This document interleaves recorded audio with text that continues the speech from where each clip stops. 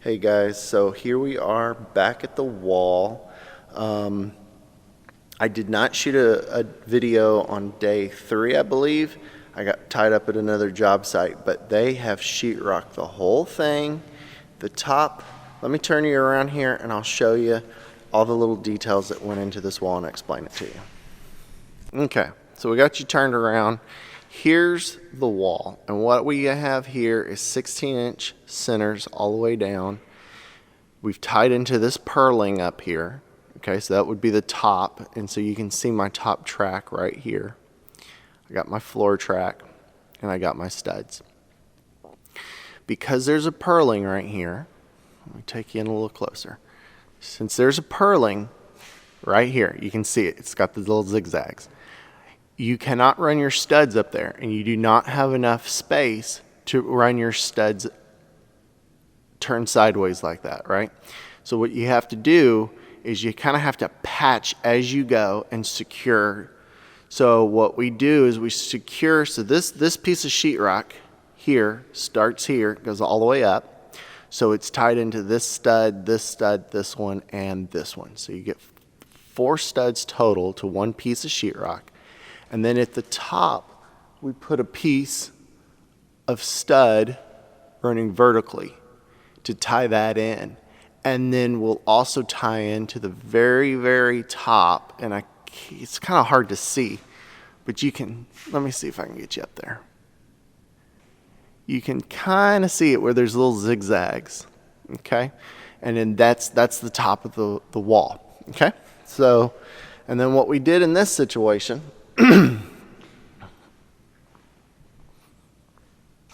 what we did in this situation was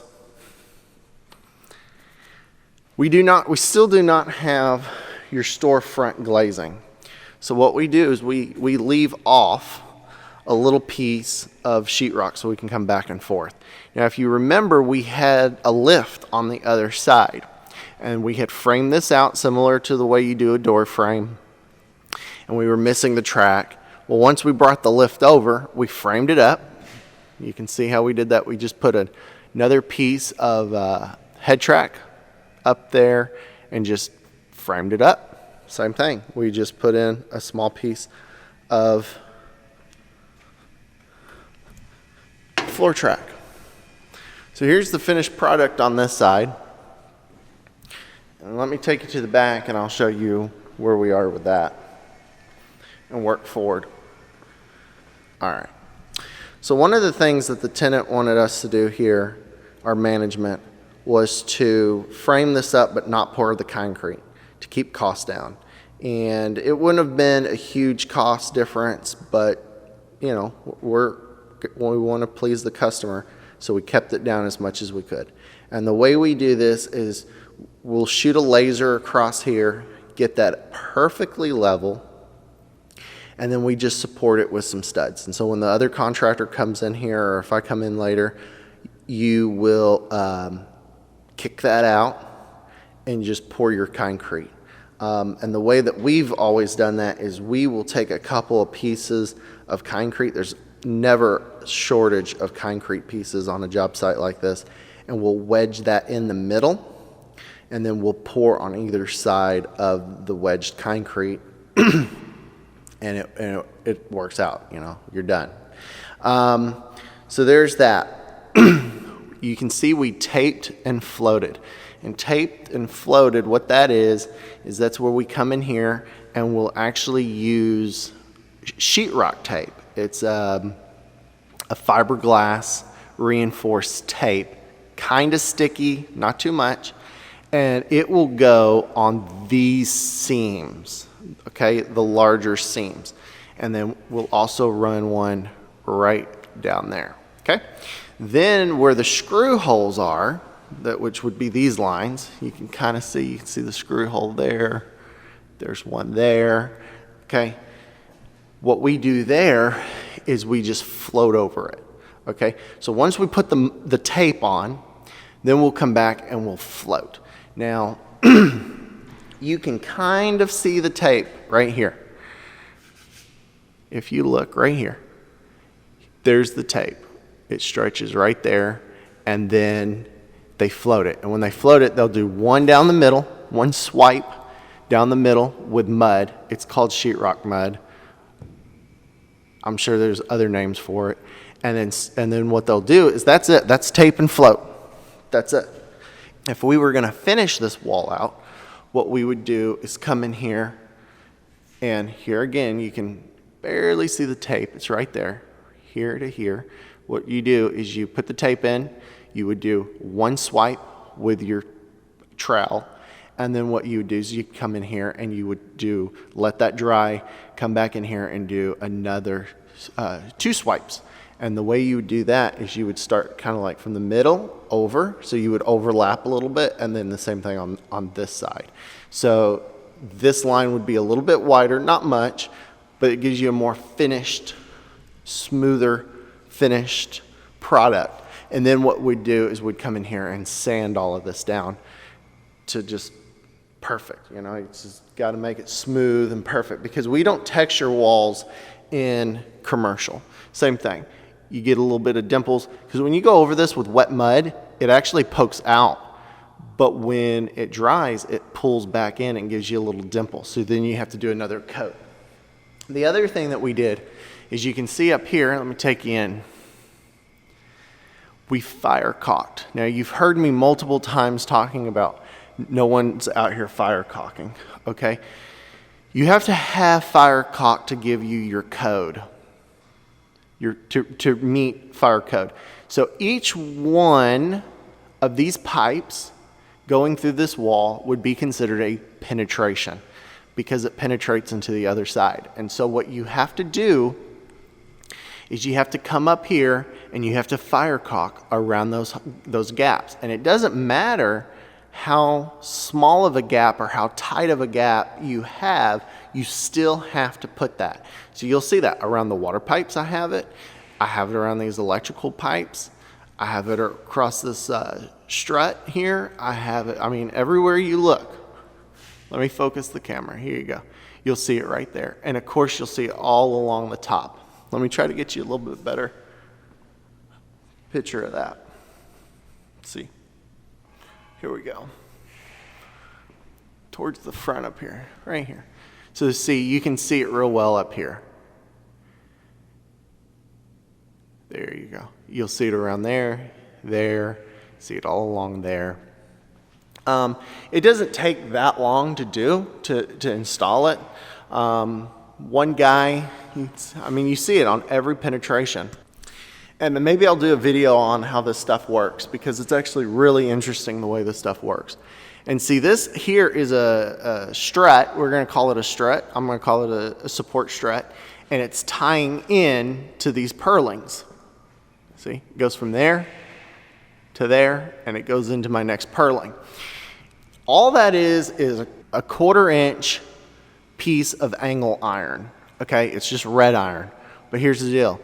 Iron is not fire rated.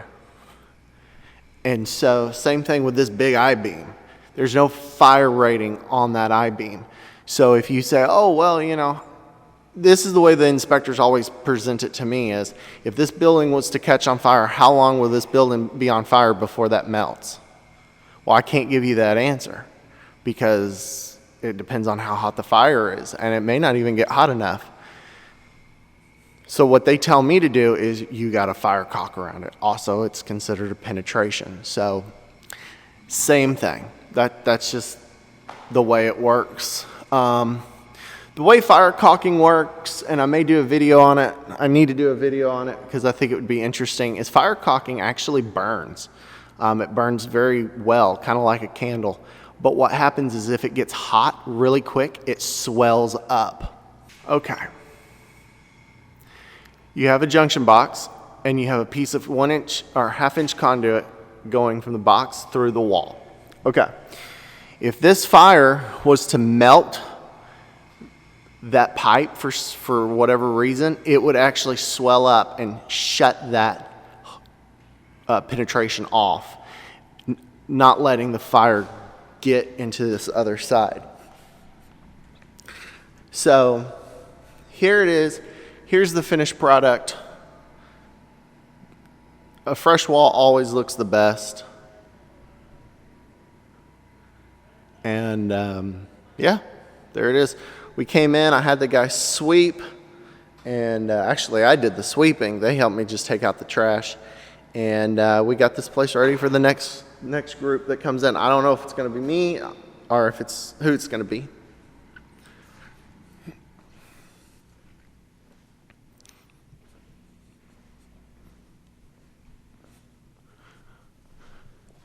But this is it. And the next thing that we're going to have to do is get the storefront door in. And I don't know if I explained this already, I might have. Storefront doors, glazing, takes a long time to get in. Generally, the door can take a month to get delivered to where we live here in Houston. Once you get your door, up to a month. Once you get your door, then we have to get it scheduled out. And in this case, for this job, I got my door in like a week and a half. So that's a great time frame, especially right now with what's going on in the world. But the company that I use is so booked up with installers right now, trying to get jobs knocked out, that they can't come out here to install till almost the end of the month. So now my door is just sitting at their warehouse, and there's not a lot of people that can install these doors. Yeah. So the other thing is that this is 5/8 sheetrock. One last thing I want to hit on is that this is 5/8 inch sheetrock. There it is. You can see it on my knuckle. So generally from here to the tip of my finger is exactly 1 inch. For most people, little trick, most people measure it, but from here to here is usually 1 inch. Same thing from here to here is generally 1 inch. So it's a rough way to measure stuff, but hey, so that's 5/8 inch sheetrock, and this comes in 4 foot by 10 foot sheets, and this has a 30-minute fire protection. So if there's a fire on the other side of this wall, that fire can go for 30 minutes before it starts breaking through this wall. Now, on some demising walls, we don't see this much in storefront use, or if you start getting into some of the bigger warehouses, you'll see them do double sheets so that it gives them a good hour protection. Now, you can order 5/8 inch sheetrock that is 1 hour protection, and you can put 1 layer, but it costs a lot more money. It's cheaper to just put 2 layers on there and overlap the seams. That's generally what we do, and that's usually what the architects like us to do. So guys, there it is. There's the wall. There's a lot of real interesting things out here in the construction world. It's a day-to-day grind for me, but a lot of people find it interesting. And if I can help somebody or teach somebody something, or just, round off some curiosity, well, hey, here it is. So guys, like I said, if you like, great. Follow us for more content, and yeah, keep it real.